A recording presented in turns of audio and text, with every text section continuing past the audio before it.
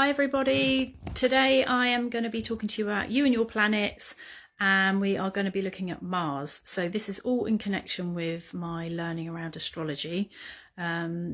Just reading this book, just learning. I've been picking out some of the key points, so I just thought I'd share those with you. Hopefully, you know, sharing it in this way is going to help it digest a bit more. I have highlighted loads of stuff in the book that I'm reading, which is this one. Those of you that haven't been following me, sorry. For those of you that have, you're going to be bored of seeing this. The only astrology book you'll ever need. And we are going to be looking at Mars. So I have highlighted quite a lot. My brain is not great at remembering things sometimes, but I think it's the perimenopause. That's what I blame. But let's be positive, and I will do my best to try and remember some of this stuff because it's going to be really helpful. And if you're really interested in astrology, the first thing you need to do is get your birth chart done. I got mine done through this lady called Chani Nicholas. You can go on her website for free and you just put your details in, and you will get a chart that looks like this. And it gives you all details at the bottom, and it will tell you which planets in your different star signs at the time of your birth. It's really, really good. And then this book will make a lot more sense, and so will any other books you read when you're looking at, was Mars in Taurus or was it in Cancer, and so on. So it's really good if you can get your birth chart done. You need your name, your date of birth, your place of birth, your birth time, which is the most important part. If you can get that, it's on your birth certificate, hopefully. Mine wasn't. If you can get hold of the hospital where you were born, you might be able to get it. Sadly, mine is no longer there. So that's the key information that you're going to need to get your birth chart done. So let's talk about Mars. Mars is a planet of physical energy. It governs our sex drive, forcefulness and aggression. So it sounds, like all to do with the energy, and it also spurs us into action. It's also known as a fiery planet. It governs our energy, our boldness, our will to win. So if we're maybe competitive, and our ability to turn our ideas into action. It signifies ambition, desire, courage and strength.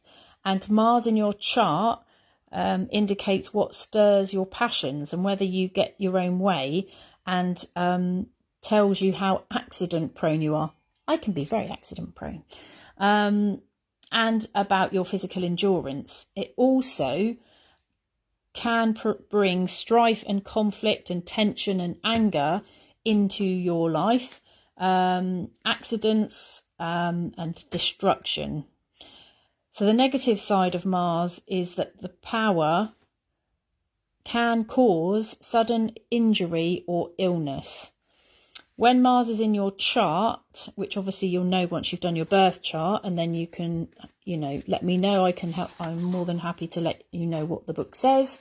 So when it's in your chart, you have a very go-getting personality with lots of energy, maybe a bit of a rugged appearance. You're enterprising, you're quick, you're active, and you hate being ordered around. I don't know how true that is.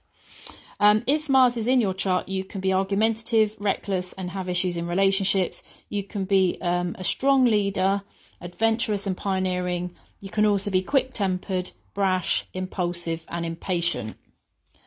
Mars represents your unleashed energy and will. So if we look at the astronomical look at Mars, it's the fourth planet from the Sun. It's half the size of Earth. Its day is very similar to Earth, so 24 hours and 37.5 minutes, apparently. And a year is like 687 days. That's how long it takes for it to travel around the Sun. That's super long. Longer than our year. So here is mine. My Mars is in Taurus when I was born. So if you've got Mars in Taurus, you tend to triumph through your own determined and persistent efforts. Your vitality is a slow and steady force that drives you on to success. Success to you means money, material possessions and true love. A great deal of your energy is spent in sexual pursuits. Your passions are earthly and voluptuous. voluptuous. Oh, dear God.